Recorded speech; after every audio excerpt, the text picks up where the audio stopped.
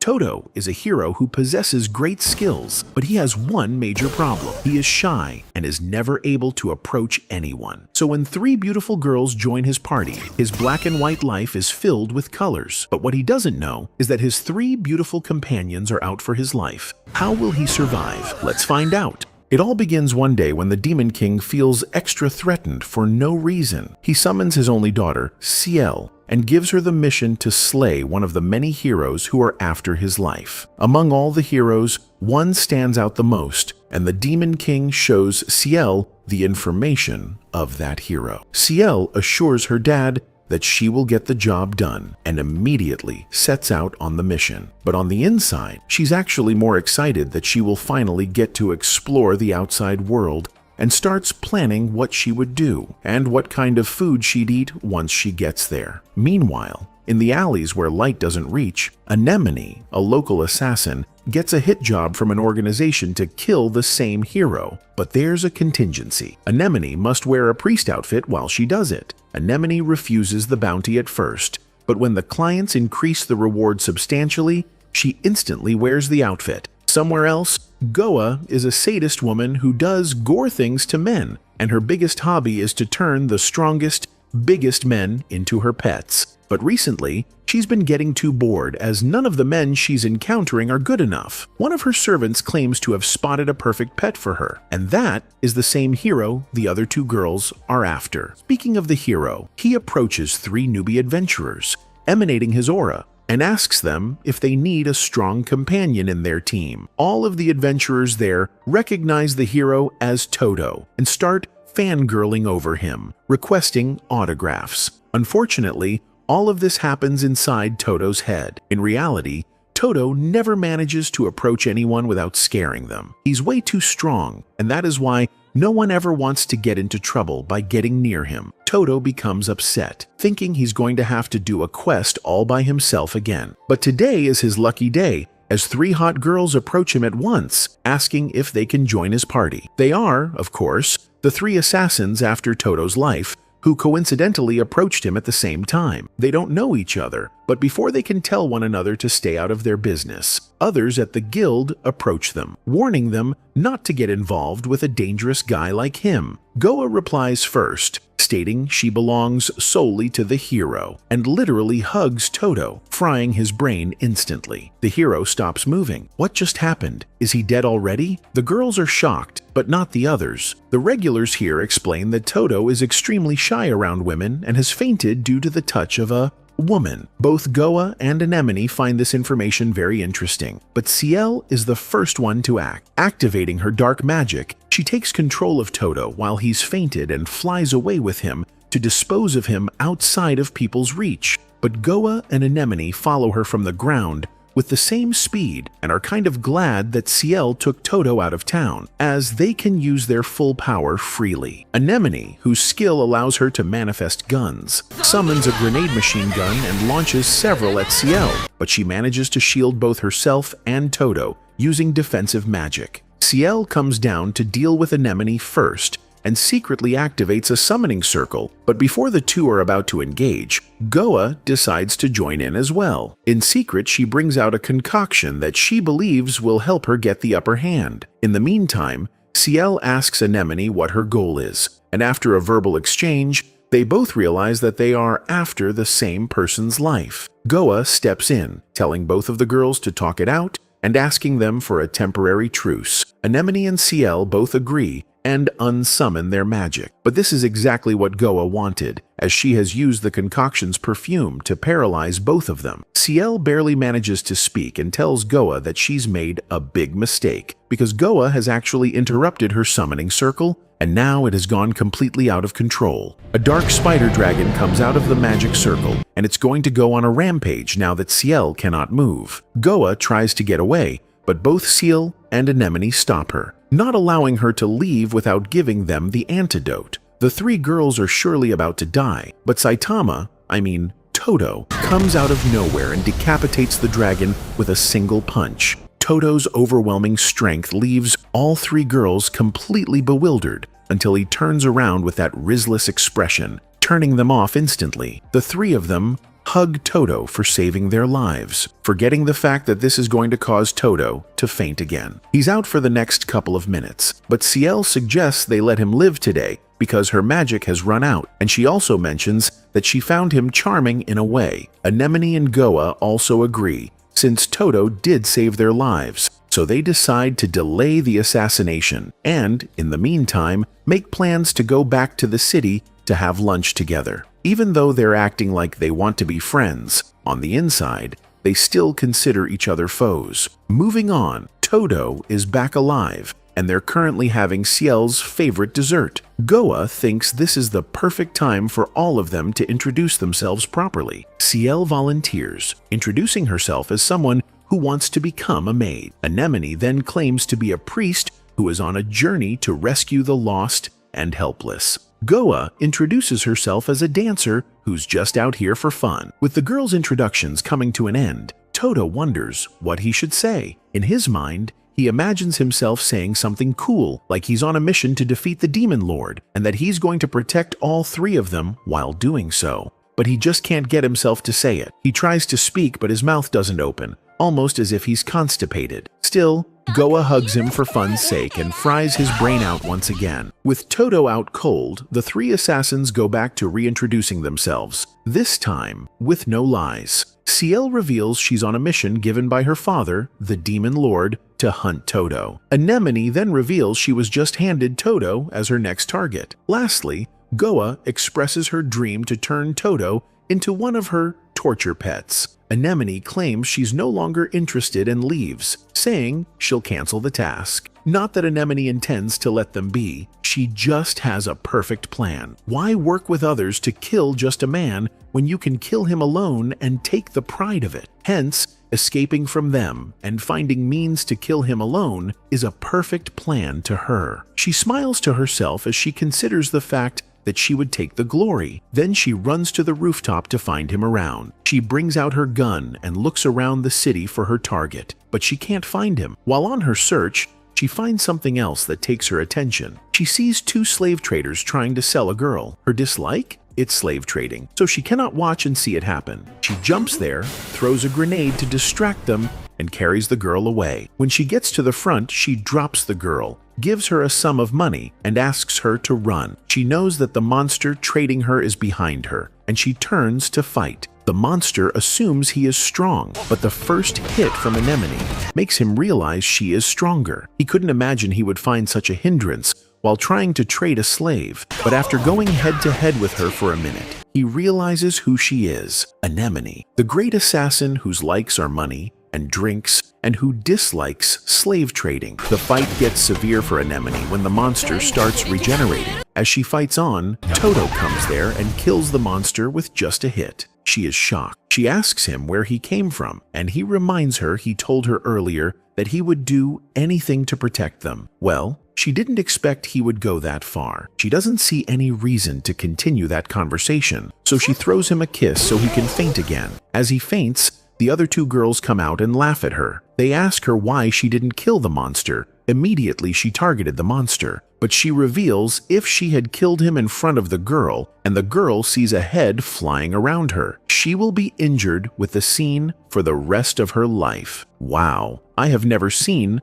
a kind assassin. She reveals that the world is a crazy place, and all she wants to do is earn money and make the world a better place. And for that reason, she will ensure she is the one that kills Toto and takes the money. She forges at him to stab him while he is standing, but her knife breaks just around him. She pretends as if she is just tired and attempts to walk away, but they laugh at her. Ciel advises that since they have the same target, they can all lodge at a hotel. By the time they get there, they find out Goa had booked just one room. Anemone isn't interested in the tussle of who will sleep on the same bed with Toto, so she excuses herself. Ciel doesn't also care about all of that, so she excuses herself too. Before she leaves, Goa makes jokes that she can just kill all of them and leave before morning, but Ciel doesn't care because she knows she is probably the only one who can kill Toto. She excuses herself and Goa sets into action. She doesn't intend to kill Toto. Instead,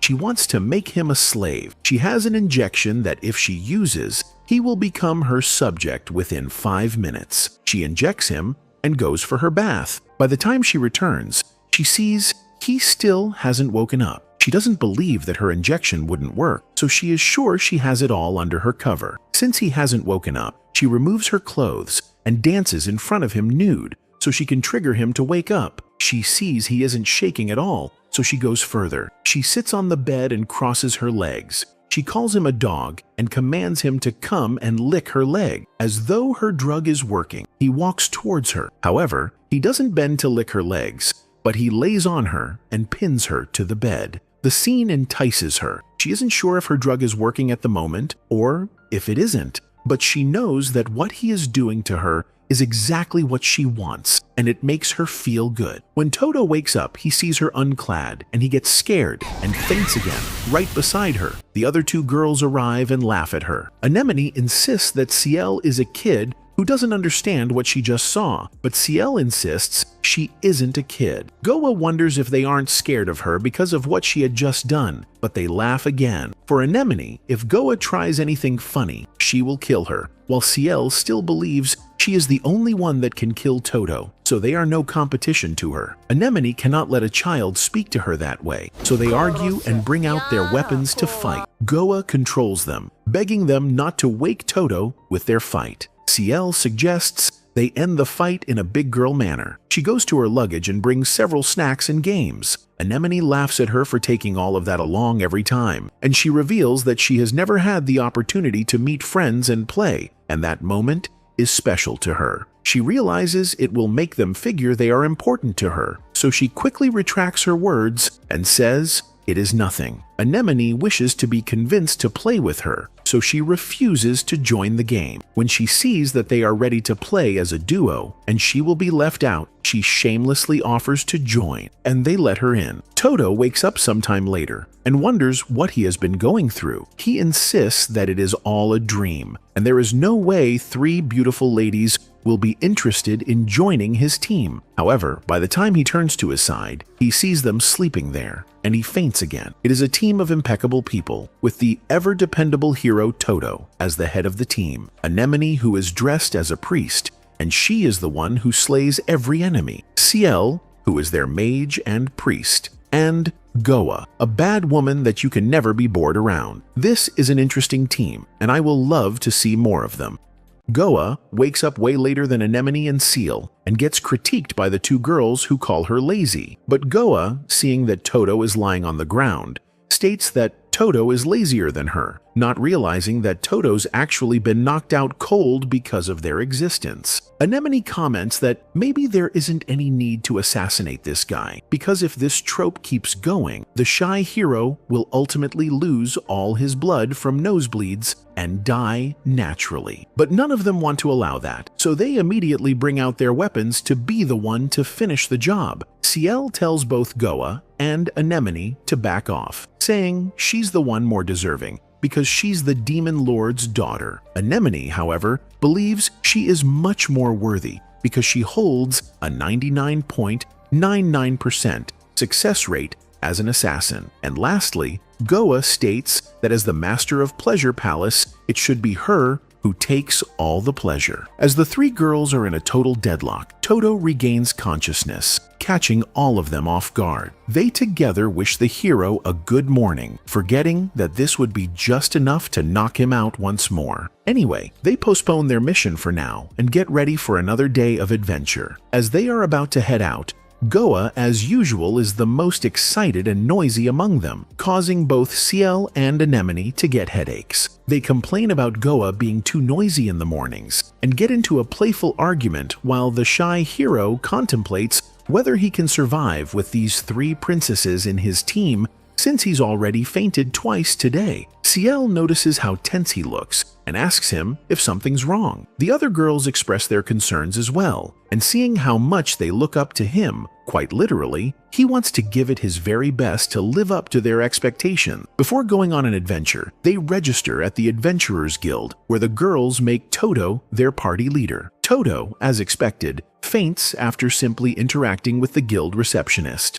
The girls worry for him, and when he regains consciousness, they tell him that now that he's their leader officially, he should start acting like one. The receptionist calls them over, approving them as a party, and now they can officially begin their journey. Before leaving, Goa explains the generic guild quest rules, and since they are newbies, they are currently at rank E and must climb up the ranks to become qualified for any serious missions. Currently, they can only take minor quests like slaying slimes or gathering herbs, but that's too boring, and Ciel wants to get to S rank already, wanting to take some hardcore missions to pass her time. Since there isn't any cheat code to the top, they must work hard and immediately get started. Ciel, at the last second, deliberately hugs Toto and knocks him out, then asks the other girls if they really need to play buddy-buddy and go adventuring together. She reminds them of their goal. And so, the girls get serious once again, but they know they'll end up fighting each other like the previous day, so Anemone suggests a solution. They will each get a day for themselves to assassinate Toto, to which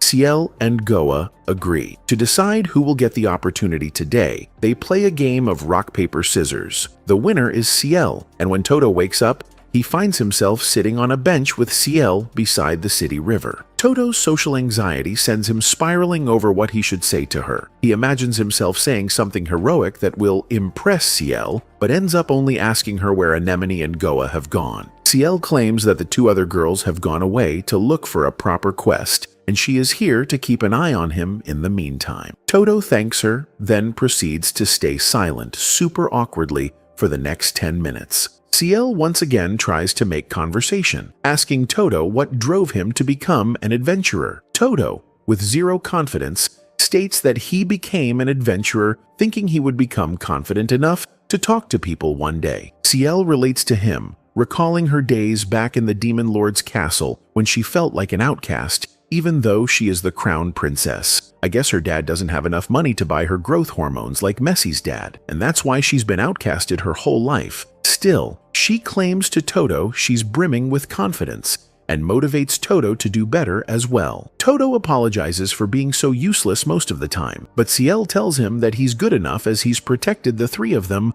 multiple times already. Toto's eyes unintentionally look down at her plot, and as a result, he gets knocked out again, disappointing Ciel. Goa and Anemone come back, stating they have taken a spring cave quest from a blacksmith, believing this is going to be a perfect opportunity for Ciel to assassinate the shy hero. However, Anemone thinks Ciel is not up for the task, believing that Ciel has grown attached to Toto. Ciel, in reply, tells Anemone that she has no brain cells for assuming something so absurd, and mocks her. As both of them are about to get into a serious fight, Goa stops them, telling them to just focus on their main goal. Later, Toto and the group head to an E-rank dungeon, and they are here to collect iron ores. Toto, acting like a man, tells the girls that he will be going inside first, and asks them to follow him, as Toto keeps a good amount of distance from the girls inside the cave to keep himself from getting stun-locked. The girls take this opportunity to ask Ciel if she's got another plan to kill Toto. Ciel doesn't want to spoil her plan, so Anemone states her guess that Ciel is going to summon a wyvern or a golem that's going to do the job for her. Ciel says that she's not going to do something so excessive and reveals that she intends to use slimes.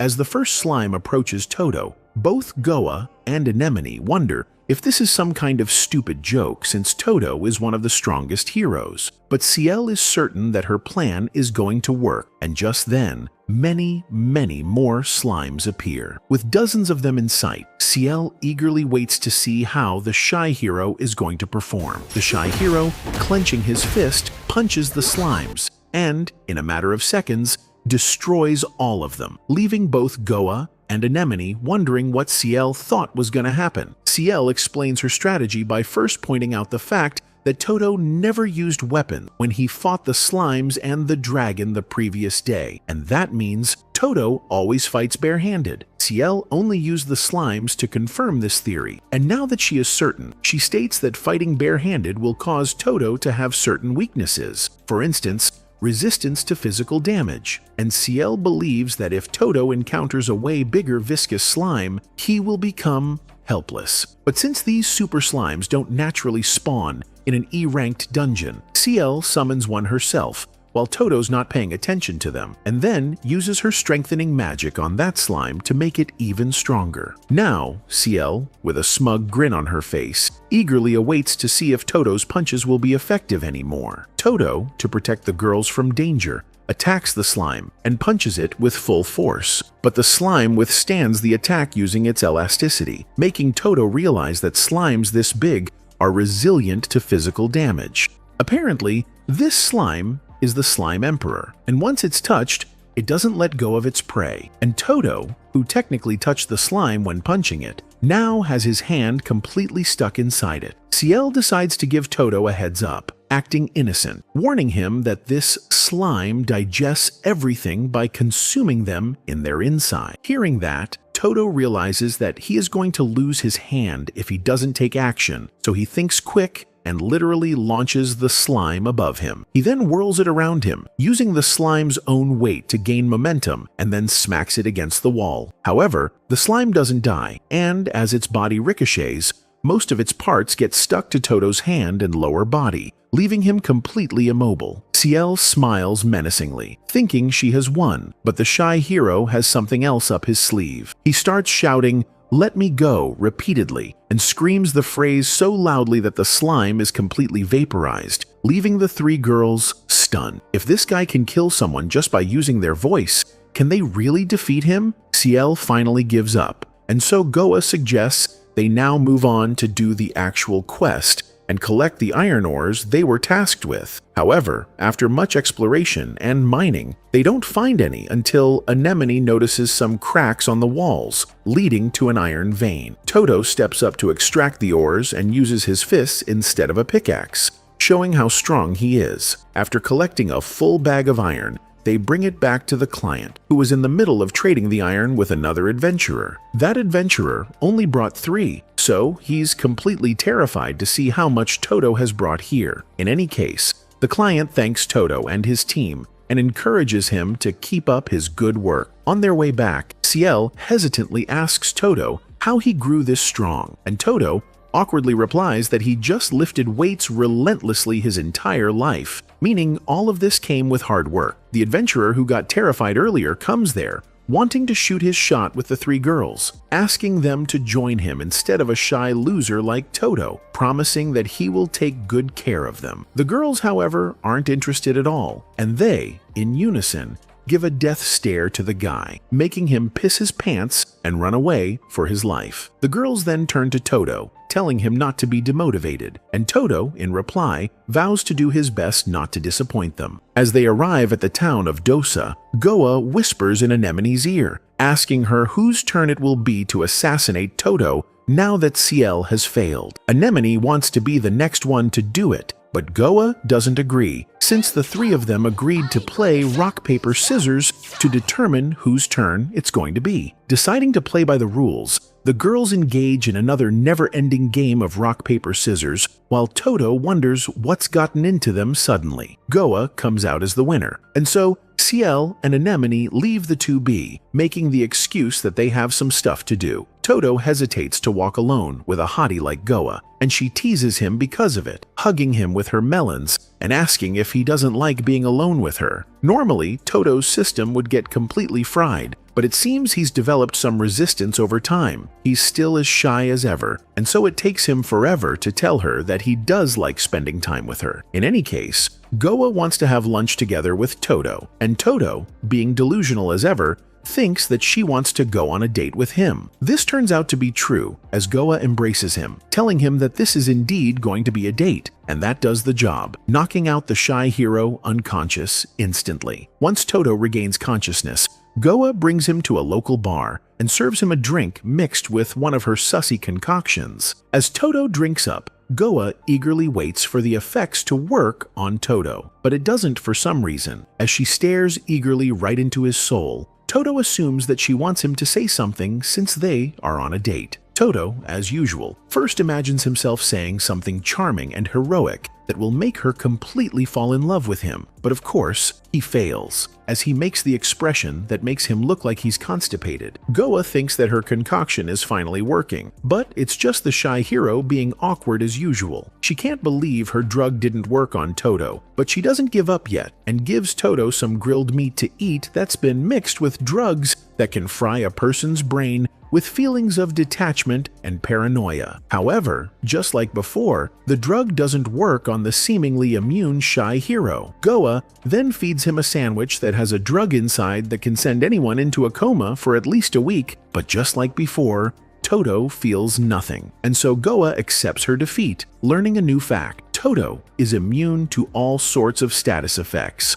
Goa's goal technically isn't to kill Toto, but to make him fall for her, so that she can turn him into her pet. But at this rate, she thinks she is never going to succeed at it. Toto approaches her with some tea, and Goa, desperate, asks him directly if he loves her. Toto almost faints hearing this question, but manages to stay awake and asks Goa why she's asking him something like that. Goa uses her authority, ordering Toto to become her dog, but it doesn't work on Toto, and he tells her that he cannot do something like that. This leaves Goa completely heartbroken, and as her tears drop on her melons, a rather important detail, she realizes how cruel she is. So she requests Toto not to hate her. Toto clarifies, stating that he does want to become her dog, but if he does so, he will no longer be able to protect her. He bites his own hand to turn into a titan? Kidding. It's to stop himself from fainting. And then he tells Goa how much she and the two other girls mean to him, much more than his own life. His bold determination makes Goa happy again, and as she thanks him,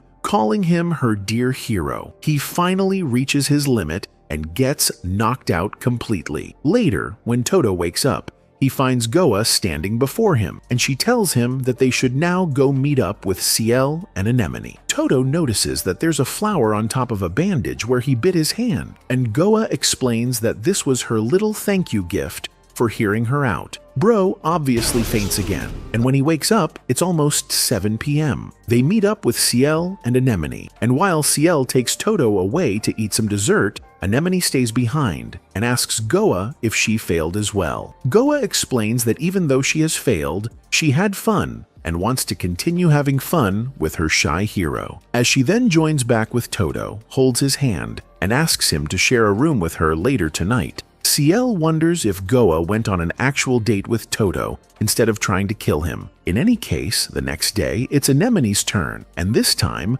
Goa proposes that they stick to this order of Ciel, Goa, then Anemone, so that the assassination game stays fair. Anemone agrees with anything because she's certain she's going to put an end to this game today by killing Toto. Ciel doesn't think that's going to happen, so she walks away, deciding to prepare for her turn, which will come the next day. Goa, on the other hand, who knows her concoctions aren't going to work on Toto, seems to have given up on the assassination idea, so she decides to tag along with Ciel and see for herself what Ciel is going to do. Anemone brings Toto to a forest alone on a herb collection quest, making the excuse that Ciel and Goa will stay back at the inn to rest because they have stomach pain. As they reach deep inside the forest, both wonder what they should say as they've been awkwardly walking for the past half hour in silence. Anemone is bad at making small talk, while Toto is nervous because he's never been alone with her, so neither of them knows what to say. While Anemone and Toto are having an awkward day, Ciel and Goa are having a hell of a day. Being the sweet tooth that she is,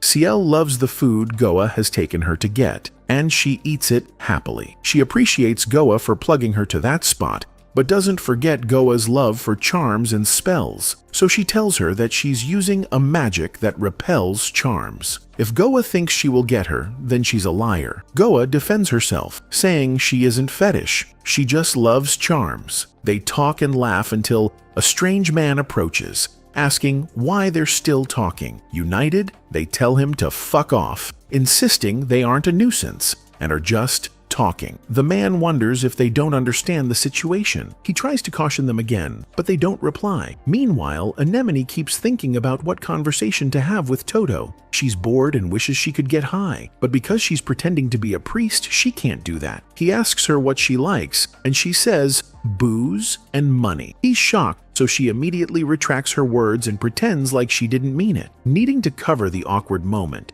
she asks what he likes too. He says lifting weights, a hobby she considers petty. Back at the restaurant, the man keeps pestering the girls, but they don't care. He finally points to the back and shows them that robbers are actively robbing the place. Still, the girls remain unfazed. The awkward conversation continues. Anemone finds the silence uncomfortable and decides to get to the point. She asks Toto how he got the scar on his face, a question that throws him off and makes him uncomfortable. Back at the restaurant, the head of the thieves, Zach, storms in and accuses the girls of being disrespectful, asking if they know who he is. He brags about being a former B-ranked adventurer. Goa laughs off his so-called ability, and Ciel asks if being B-rank is even impressive. Goa explains it's like being in the top 100 out of 1,000. Not that great. The girls laugh it off, but Zach gets angry and tries to attack Ciel. Her magic dispels his attack easily. She turns to him,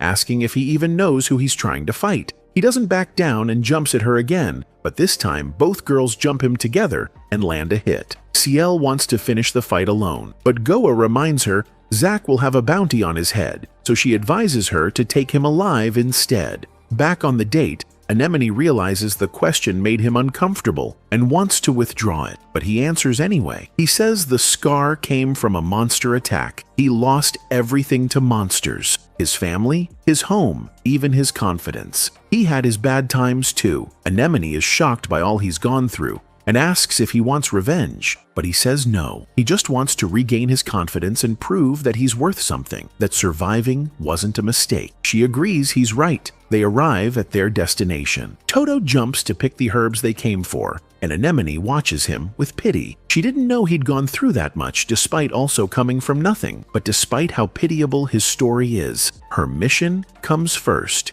He still has to die. She walks up to him and breathes on his neck so he'll faint and she can do her job. Back at the restaurant, Zach finally realizes Ciel's magic is out of his league. Even as a former B-rank adventurer, he's never seen magic like that. He turns to his crew for help, but they're now under Goa's influence and are tending to her needs. Ciel strikes Zach with a hammer spell, and he collapses immediately. She's disappointed. He talked big but wasn't strong at all. To calm her down, Goa offers her sweets as usual. In the forest, Anemone brings out a bomb she grew herself. It's powerful enough to blow up anything, and it grows depending on where it's placed. She plants it on Toto and watches it expand, curious how big it will get. Back at the restaurant, the owners thank Ciel and Goa. Not that they did it for them, but still, Goa suggests handing over the bandits to the authorities to collect the bounty and repair the restaurant damages.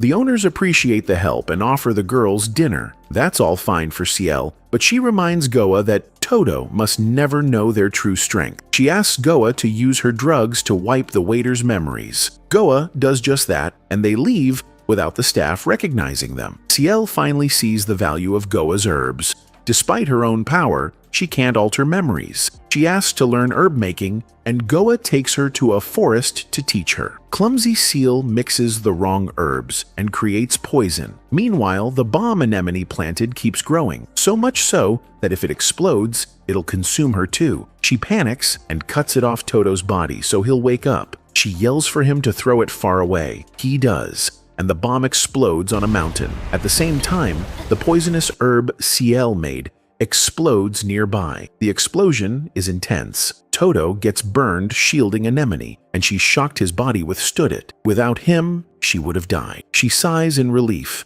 grateful he saved her, but he faints again. Toto realizes the herbs they gathered were destroyed, so he goes to find more. He wonders what happened. On their way back, Anemone lies that a monster had placed the bomb on him and escaped. He apologizes for not being there for her. They expect the girls to be shocked by his condition, but when they see the girls, they're burned too. Ciel complains that she's done with herb lessons, but Goa persistently convinces her otherwise. Let's see if she gives in. For their next adventure, they're heading to the dungeon. Ciel isn't worried about the dungeon itself. What bothers her is that there's a food spot nearby she'd rather visit. Too bad they chose the dungeon instead.